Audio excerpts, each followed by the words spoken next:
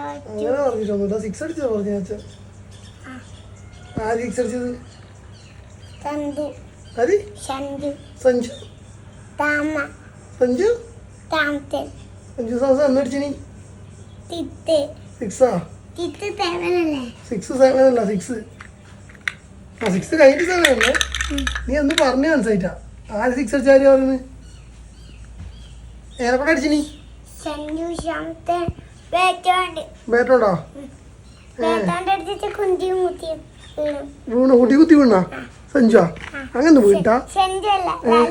ലാലു ഏട്ടനാ? സഞ്ജു വീണിട്ടാ? നിനക്ക് സഞ്ജുവിനെ ഇഷ്ടം അച്ഛനെ ഇഷ്ടം? അച്ഛനെയാ? ക്രിക്കറ്റിൽ ആരെയും ഇഷ്ടം? അച്ഛനെ ഇഷ്ടം സഞ്ജുവിനെ ഇഷ്ടം?